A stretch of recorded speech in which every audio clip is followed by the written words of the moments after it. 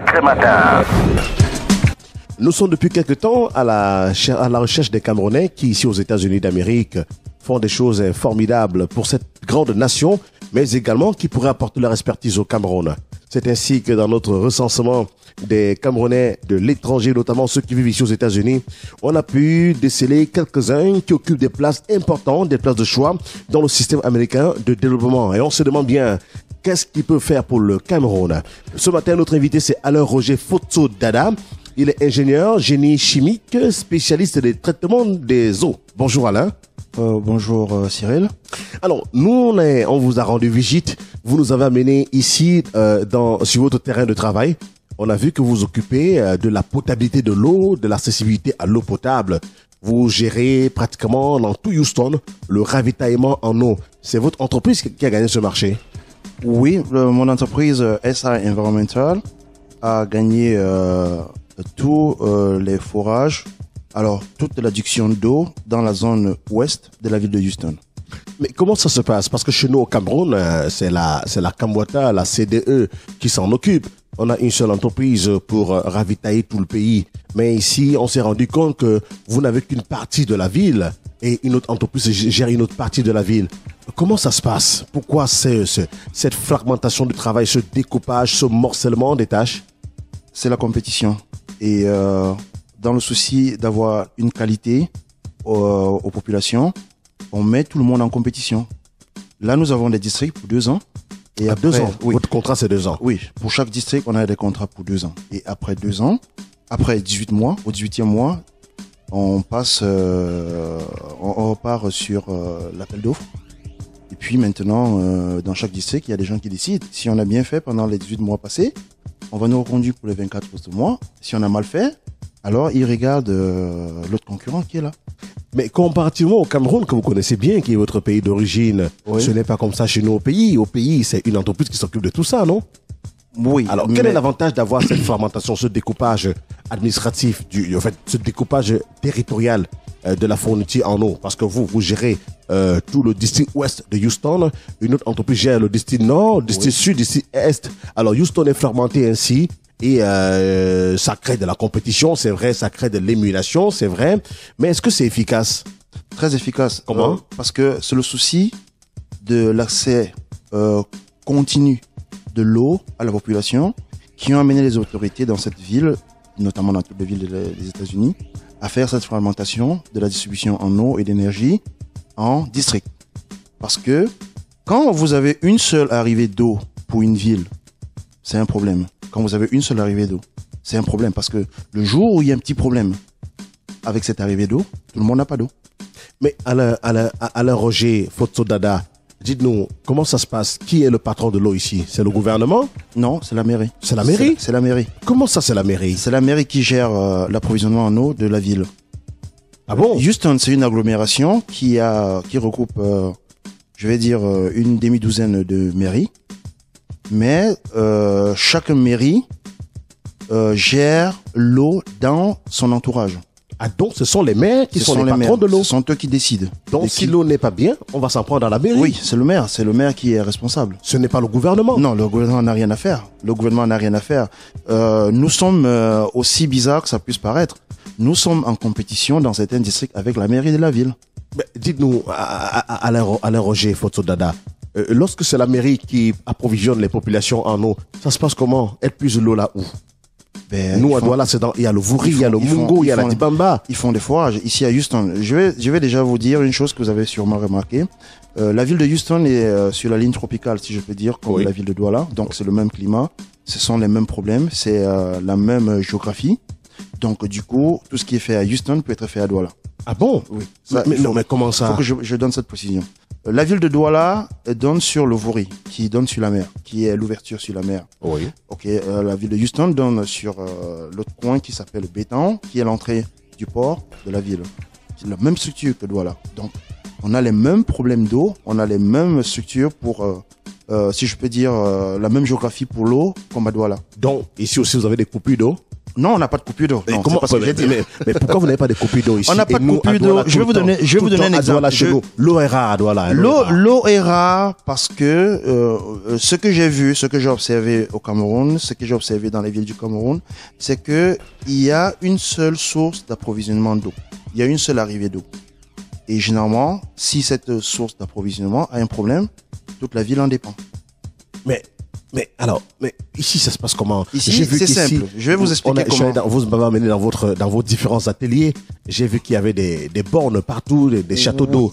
Presque dans chaque quartier, il y a des châteaux d'eau. Comment ça fonctionne, toutes ces choses-là? Ce sont dans ces différents mini-districts. Voilà comment ça fonctionne. Ah, c'est les districts d'eau. Oui, c'est les districts d'eau. Voilà comment ça fonctionne. Je vais prendre un exemple simple pour édifier tout le monde là-dessus. Ok, vous prenez la ville de Douala. Oui. Vous avez, je sais pas trop combien d'arrondissements on a aujourd'hui, peut-être 6, 7. On a 6 arrondissements. Ok, Douala, 6 arrondissements. Et alors, le découpage administratif veut que un arrondissement, c'est en fonction du nombre d'habitants. Je pense que c'est ça. Ok, ici, ils font le même principe. Je sais pas. Chez nous, on fait comme ça. Oh, oui. Donc, quand on dit cet arrondissement a 10 000 habitants, ok, dès qu'on atteint ce quota, on dit cette population doit avoir son arrivée d'eau à elle. Donc, ça veut dire quoi? Vous aurez donc Douala premier qui aura son forage ou alors sa station de traitement d'eau de surface. Oui. Donc, cette eau sera servie uniquement pour Douala premier. Oui. Ça veut dire que on sait que Douala premier a 10 000 habitants. Il y a 10 000 compteurs qui doivent être connectés dans Douala premier. On fait une station qui peut fournir 10 000 compteurs. 10 000 compteurs d'eau. Oui, 10 000 compteurs. Ok.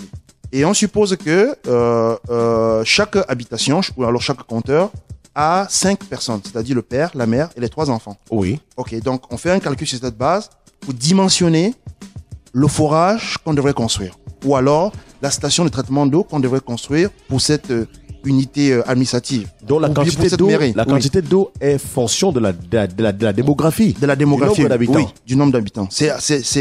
On tient compte de combien de personnes, combien de connexions on aura avant de décider de la capacité du forage ou alors de la capacité, s'ils prennent l'eau de surface, on décide donc de la capacité de pompage qu'on prendra sur cette rivière ou alors dans ce bayou qui passe. Et ce travail est fait par la mairie? C'est la mairie, oui.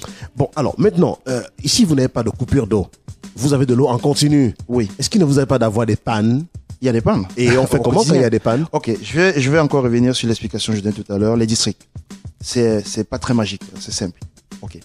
Vous avez Douala premier, Douala deuxième, Douala troisième, Douala quatrième, Douala cinquième. Chacun de ces arrondissements a, à ce moment précis, son forage. Oui. Ou alors sa station de traitement d'eau. Oui. Qui fonctionne 24 sur 24. Okay.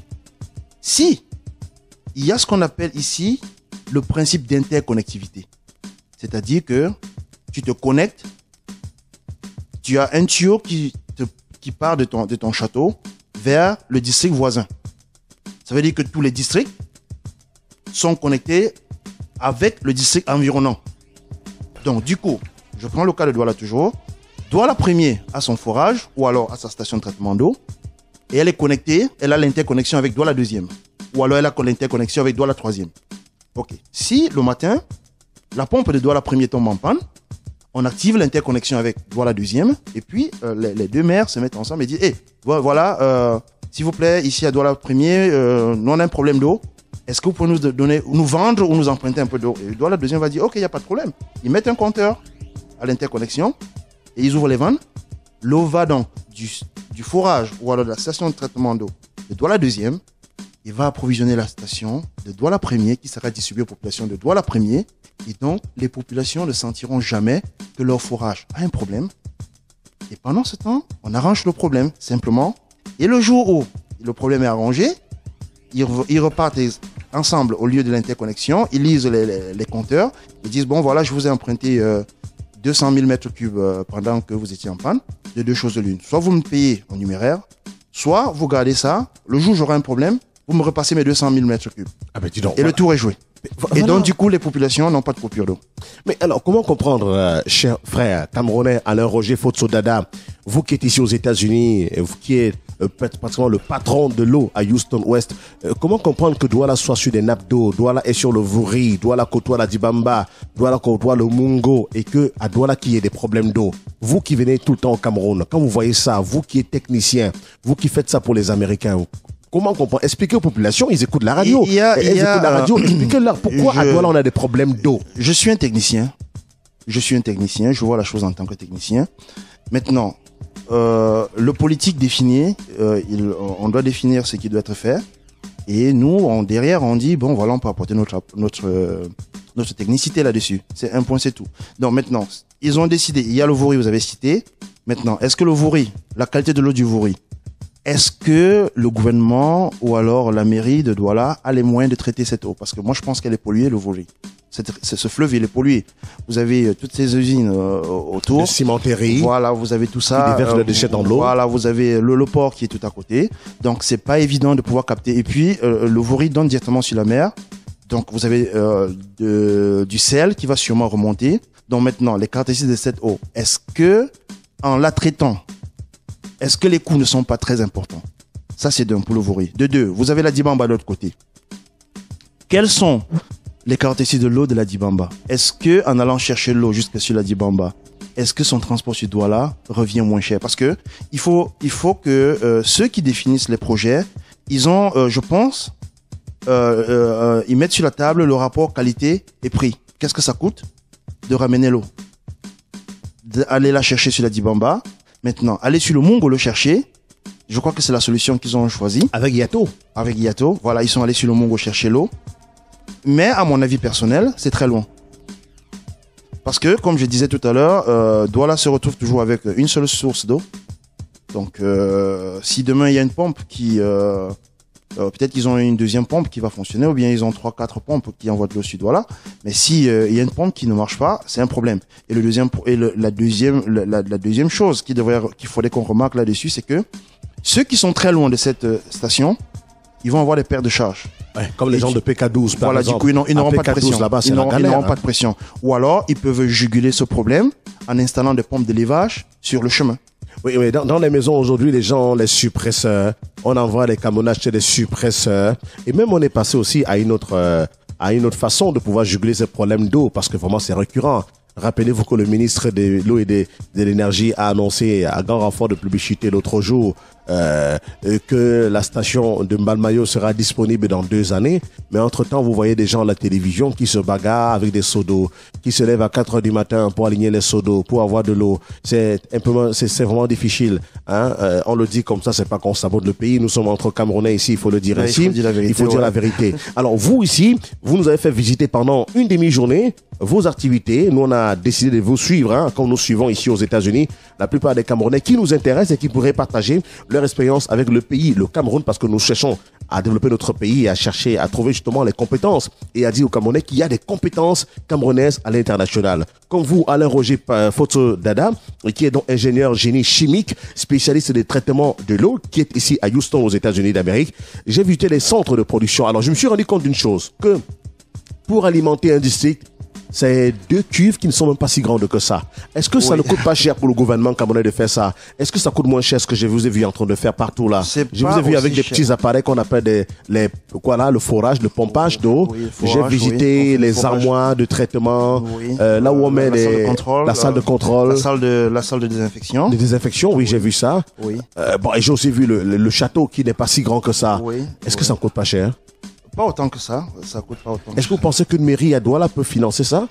Je ne connais pas les budgets de la mairie de Douala, mais je pense que... Il y a des milliards. S'ils ont le budget pour ça, étant donné que l'eau est un besoin de base, et je pense que si les mairies avaient le pouvoir de le faire, ils le feront tout simplement. Si c'est leur charge de le faire, ils vont le faire comme ici. Alors j'ai vu également comment vous traitiez ces eaux. Et j'ai ouvert le robinet, même dans les résidences où nous sommes entrés, chez des Camerounais que nous sommes allés visiter. C'est une eau potable. Alors, à Douala, quand vous voyez les eaux que les gens consomment à Douala aujourd'hui, est-ce que vous pensez que nous avons de l'eau potable à Douala? Cette question, je vais donner 2 réponses. Oui et non. Maintenant, si vous dites l'eau potable venant d'où? De la société de la CDE, oui. Ok. je vais vous dire quelque chose. Là, je parle en tant que traiteur d'eau. Quand vous allez sur leur usine de traitement d'eau, cette eau, elle est super bien traitée. Ça va peut-être énerver quelques Camerounais, mais je ne dis que ce que je connais. Oui. Dans leurs usines de traitement, À la eaux, CDE, c'est une eau potable. Oui, les eaux Donc, sont chers très bien- auditeurs, les eaux, l'eau oui. qui sort des robinets est une eau potable. Non, pas l'eau qui sort des robinets. Ah, ok, excusez-moi. Je dis Je comprends bien aussi mal. à la station de traitement d'eau. Ah, station de traitement. Oui. C'est une eau potable. Oui, ils traitent bien leur eau. Maintenant, le transport de cette eau, maintenant, et la distribution qui font partie de la potabilisation de l'eau. Parce que si vous traitez de l'eau, et lors du transport et de la distribution, il faut aussi se rassurer que cette eau continue à garder les mêmes caractéristiques que lorsque vous la pompez au départ de votre usine. Mais quand vous voyez... Sur ce point, Oui. je ne peux pas me prononcer parce que je ne connais pas le réseau de distribution de Douala. Mais ce que je sais, au moins, c'est que nous avons certains tuyaux qui datent de 1950. Hein? Oui, nous avons des tuyaux Hein? sur Douala 1900 quoi? qui datent de l'époque coloniale. Les tuyaux d'eau. Oui, des tuyaux. 1950. Oui. Et beaucoup Ah. sont en train d'être changés. Je pense qu'ils sont en train de renouveler beaucoup de cette tuyauterie. Ça, c'est de deux. Un autre problème parce que beaucoup de gens vont toujours incriminer la société d'eau Oui. et dire c'est eux qui nous donnent de l'eau qui n'est pas potable. Mais je vais vous expliquer un phénomène que j'ai vu. J'ai grandi à Douala, j'ai grandi à Bafoussam, j'ai grandi à Yaoundé. C'est un phénomène qui est récurrent et c'est une erreur que les populations font parfois. Ok. Quand vous allez à la CDE demander un branchement, ils vont vous faire un devis jusqu'à ce qu'on appelle l'entrée du quartier. Oui. Ils vont vous faire un devis jusque là et vous dire, ok, si vous voulez que votre compteur soit mis ici, il va vous coûter 200 000. Ok. Si vous voulez que votre compteur parte de là et rentre dans le quartier jusqu'à votre résidence, il va falloir que vous dépensez 300 autres 1000. Ok. Les populations vont faire quoi? Ils vont dire non, mets mon compteur à l'entrée. Et c'est ce qu'ils vont faire. Oui. Ils vont mettre votre compteur à l'entrée. Ça veut dire que leur responsabilité. Ça Parce arrête qu'il à faut ce bien niveau. comprendre que la responsabilité de la société qui vous donne de l'eau s'arrête après votre compteur. Oui. À partir de votre compteur, c'est votre responsabilité. Bon, maintenant, quand vous voyez l'entrée de nos quartiers, les routes ne sont pas pavées, les routes ne sont pas très bien faites. Donc, en saison sèche, elles se creusent. En saison de pluie, pardon, elles se creusent. Et puis, le même tuyau que la population va mettre pour partir de ce compteur jusqu'à sa résidence va tutoyer les tuyaux du puisard du voisin. Ça va tutoyer les caniveaux. Ça va tutoyer tout ce que ça peut tutoyer avant d'arriver. Parfois, il y en a qui sont même cassés en cours de route, qui prendront de la saleté et vont les conduire jusqu'au robinet. Ils vont aller jusqu'à son robinet. Et comme les gens n'ont pas, comme je dis encore, parfois, il y a un manque d'informations sur certaines choses, sur notamment le traitement de l'eau. Lorsque vous avez un tuyau qui se perce quelque part, lorsque vous le recollez, ce qu'il faut faire, c'est le flushing, c'est-à-dire renettoyer votre tuyauterie. Mais ce que les populations font, c'est que si la voiture de Paul, en passant, casse le tuyau du quartier, ce qu'ils vont faire, on va appeler le plombier du coin. Ou on prend le papier nylon, on attache avec la fronde. On voit ça tous les jours dans les quartiers. C'est une aberration. Ah, donc c'est les populations également qui ne sont pas correctes. Tout le monde devrait mettre du sien pour avoir de l'eau potable. Ce sont des petites aberrations comme ça qui entraîneront de très gros dégâts. Mais c'est... Parce que si ce tuyau qui est percé et qu'on a attaché avec du papier nylon est en aval d'un WC qui est en train de couler, oui. Ben, vous avez toutes les maladies hydriques qui vont se retrouver là. Et puis demain, les gens ne vont pas se dire que c'est ce tuyau, parce qu'il était cassé ici, qu'on a ce problème. On va accuser la CDE. La société ou la Camwater. Oui, qui distribue de l'eau. Donc ça, c'était d'un pour dire que l'eau potable, dans sa qualité, qui veut dire boire une eau qui ne va pas vous donner une maladie. Parce que quand on parle d'eau potable, à l'école primaire, on nous disait c'est une eau qui est incolore, inodore et sans saveur. Et sans saveur. Non, moi je dirais qu'une eau potable, c'est une eau dont la consommation n'entraîne aucun problème de santé. Tout simplement. Mais justement, Donc, permettez-moi de continuer sur ce point. Bien sûr. Parce que c'est très important que les populations comprennent ça. Donc, l'eau que la société au Cameroun donne, elle est bien traitée, mais sur la distribution et le transport, je ne peux pas me prononcer dessus parce que je ne connais pas les conditions. Mais justement, on a aussi remarqué que même au niveau de ceux qui habitent les étages, les immeubles, ont parfois souvent des problèmes de baisse de pression. Et baisse de pression vient simplement du fait que le lieu où cette eau est pompée jusqu'au lieu d'utilisation, il y a une distance. Ça, c'est de la mécanique de fluide. un flux doit avoir de la pression pour remonter. S'il n'y a pas cette pression, elle ne remonte pas. Si elle est loin, ici, dans nos districts ici, on se rassure que on a des compresseurs qui, au niveau des stations de traitement d'eau, avec des pompes qui marchent 24/24, et il y a une certaine distance. Mais si je dois pomper de l'eau à plus de 400 mètres, j'aurai une deuxième pompe à un certain niveau pour relever, pour augmenter la pression. Et ça, nous avons vu ça partout. Oui. Et ça Oui. fait que finalement, dans les maisons ici, là, Il y a toujours la l'eau pression. coule avec la même pression. Oui. Mais, Oui. mais alors, Roger, Fotso Dada, nous, au Cameroun, on a trouvé une solution aujourd'hui. Ceux qui ont les moyens, ceux qui ont leur argent, ont opté pour les forages. Oui. Peut-être qu'avec les forages, ça va résoudre le problème de l'eau potable et même de l'approvisionnement en eau. Ça résout le problème de l'eau, mais pas de l'eau potable. Comment ça, l'eau potable? Ok. Le forage, ça sort quand même du sol, non? C'est Ok. l'eau, c'est bien, non? Non. C'est encore une autre erreur. Une autre erreur. Une autre aberration. J'ai le souvenir d'un membre de ma famille qui habite un quartier un peu de Douala, qui aujourd'hui est en train d'être très très très populaire aussi, et qui en 94, quand il s'y installait, il n'y avait pas d'eau. C'est-à-dire que le réseau de la SNEC à l'époque n'y arrivait pas. Et je me souviens qu'il a fait appel à un foreur. À l'époque, j'étais encore étudiant à l'université Yaoundé. Et quand le foreur est venu, mon oncle, il avait qu'un seul souci, c'est d'avoir de l'eau. Donc, quand le gars, il a commencé à creuser, il nous avait dit à l'époque qu'il ferait un forage sur 40 mètres. Et je pense que 2 ans plus tard, quand je suis rentré dans une école, à l'école d'ingénieur en Gaoundéré, et le professeur Ndjemako m'a expliqué beaucoup de principes sur la mécanique des fluides, je me suis rendu compte qu'on s'était fait berner. Parce que, quelle que soit la force de votre équipement, vous ne pouvez pas, en moins de 12 heures de temps, faire un forage de 40 mètres dans un terrain rocailleux et nous donner de l'eau et avoir de l'eau qui coule. Donc, c'est une erreur. Je vais vous donner ce point pour comprendre que les foreurs ne disent pas la vérité aux populations. Les foreurs se sont substitués en traiteurs d'eau. Non, c'est une erreur. Le foreur n'est pas un traiteur d'eau. Oui. Le foreur vous apporte une source d'eau. Il faut bien que les populations sachent que tout ce que le foreur fait, c'est qu'il vous donne l'accès à de l'eau. Donc, ça veut dire qu'avoir un forage chez lui, à la base, ce n'est pas différent d'avoir une rivière qui coule derrière votre case. Ah bon? Oui. C'est ça le principe du forage. Le forage vous donne une source d'eau. Mais pourtant, ça sort du fin fond du sol, donc c'est une eau qui est bonne à boire. Vous êtes sûr que cette eau sort du fin fond? Non. Ben, ça sort du trou, non? Vous avez vu la profondeur? Non. Ok. Avez-vous été là pendant qu'il a fait tout le forage? Non. Ok. Avez-vous vérifié que la profondeur dont il vous a parlé, il a atteint cette profondeur? Non. Ok. Douala est à pratiquement, je crois, 50 cm en dessous du niveau de la mer. Ça veut dire que à Douala, vous n'avez pas besoin d'aller jusqu'à 20 mètres pour avoir une nappe continue. Mais cette nappe que vous pensez être continue, c'est de l'eau que le fleuve Vouri, lors de la marée haute, vous envoie le matin et le soir. Ah bon? Oui. Douala est sur...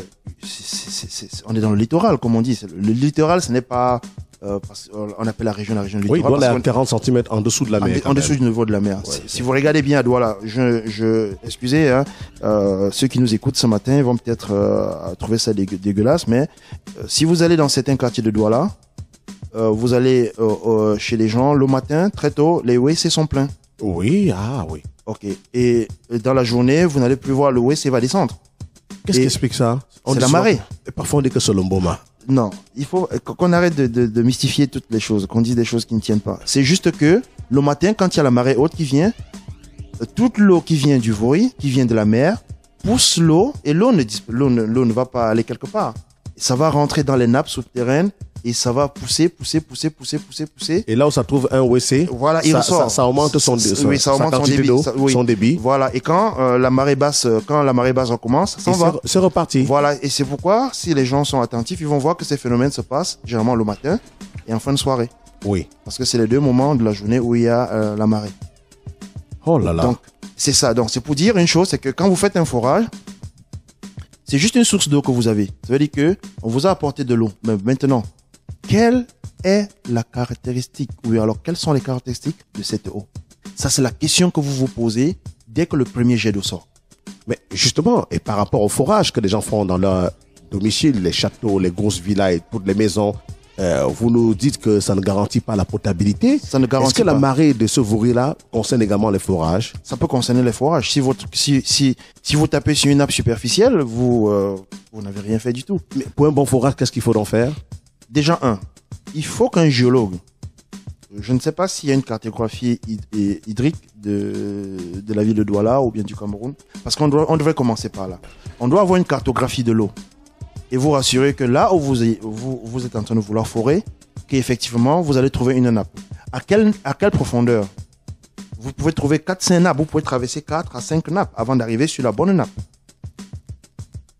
Mais comme les populations ont juste envie de voir de l'eau jaillir, Oui. c'est eux-mêmes qui disent au forage, c'est bon, voilà l'eau qui coule, tu peux arrêter à ce niveau. Oui. Mais il oublie qu'il avait payé pour 70 mètres. Et là, on est à peine à 22 mètres, il demande d'arrêter. Mais Parce là, que nous sommes puits. déjà. Oui, ce n'est pas normal.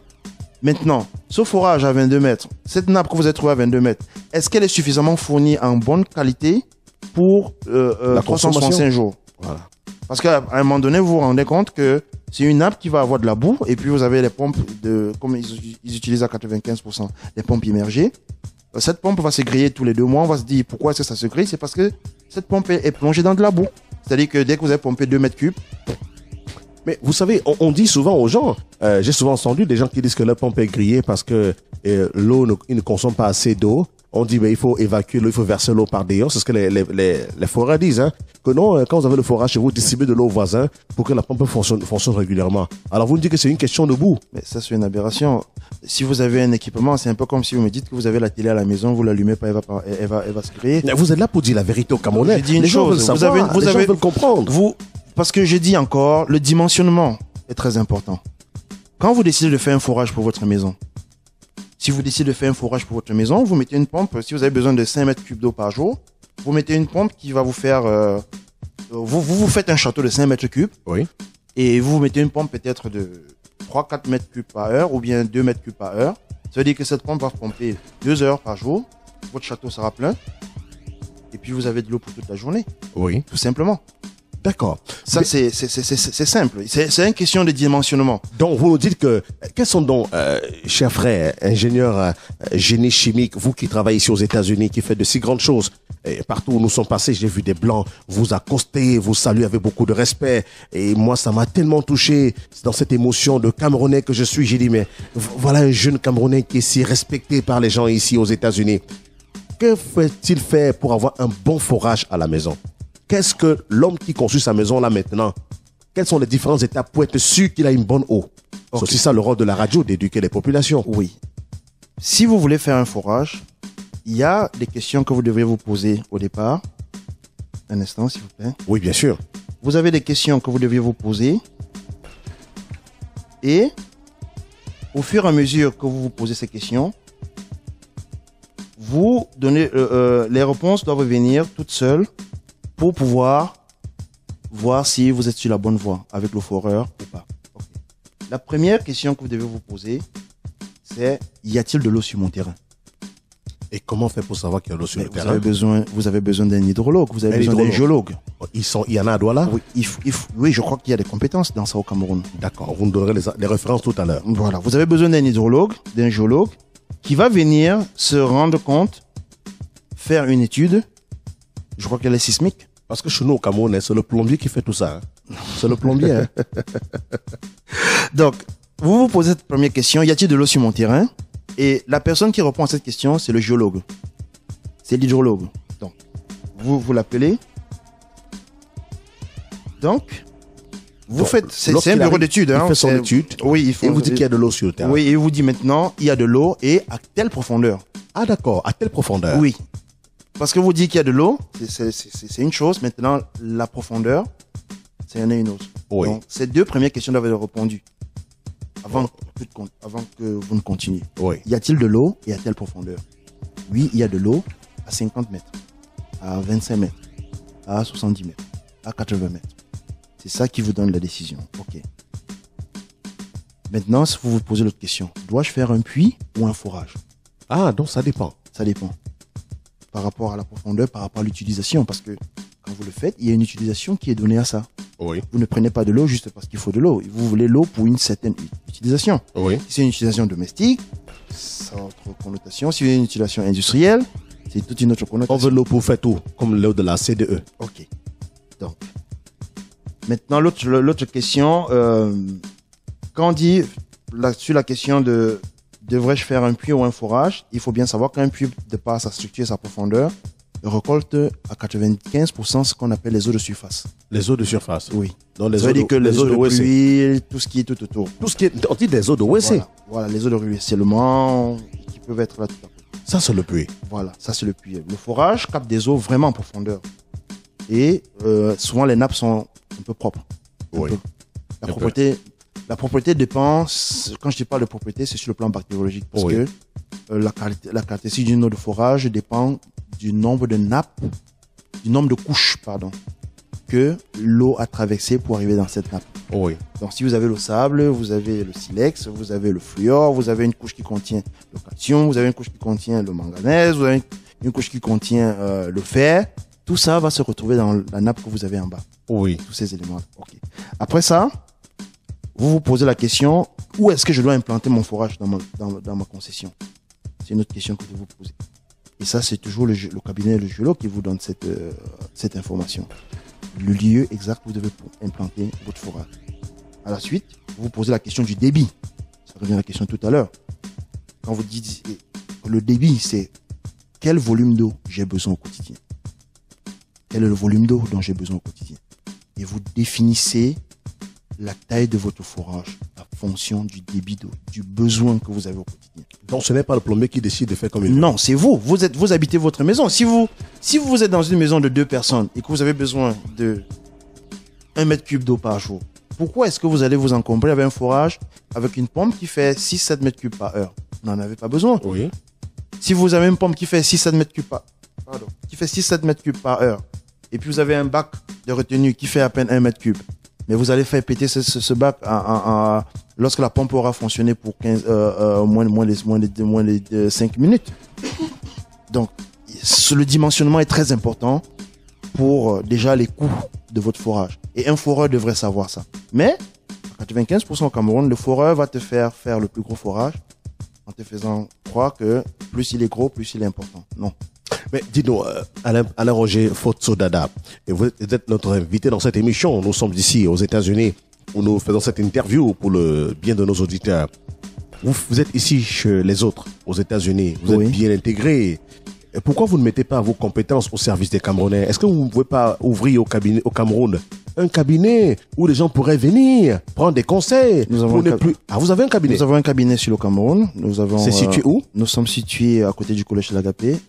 Nouvelle Route Cité. Nouvelle Route Cité, À Douala. oui, à Douala. Nouvelle Route Cité. Oui, À Nouvelle- côté du collège de l'Agapé. Oui. Comment ça s'appelle votre cabinet? La structure s'appelle SEES, SEES. Oui, solution- Retenez ça, chers auditeurs. SEES. Solution Eau Environnement Service. Solution eau, environnement, service. Oui.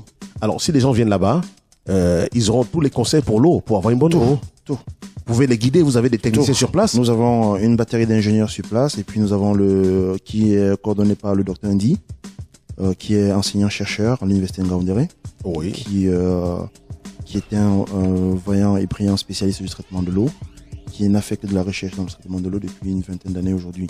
Mais est-ce qu'il y a un numéro de téléphone par lequel on pourrait Oui, prendre nous un rendez-vous? nous avons 2 numéros de téléphone sur le Cameroun, le 6 95 05 69 70, 6 95 05 69 70 et le 6 99 70 56 55. 6 99 70 56 55. Bon, vous-même, il y en a qui vont dire, mais on veut celui qui a parlé à la radio là. Mais vous êtes aux États-Unis. Est-ce que les gens veulent toujours avoir affaire au patron? Comment ça va se passer? Est-ce que vous êtes souvent au Cameroun? Je pense pas. J'évite un peu le thème de patron parce que nous sommes dans un projet avec plusieurs personnes qui ont à 95% les compétences égales. Donc, mais je fais une rotation sur le Cameroun tous les 30-45 jours. Ah bon, dis donc, mais Oui. ça, vous êtes un vrai patriote, hein. Je Vous êtes au suis, Cameroun tout le temps, ça coûte cher les billets d'avion, hein. Pour venir ici, j'ai réfléchi. Ce que l'on donne pour ses compatriotes, ce que l'on donne pour ses frères, ça n'a pas de prix pour moi. Moi, je pense que ça n'a pas de prix. Vous comptez un jour rentrer vous installer au Cameroun C'est définitivement, mon rêve.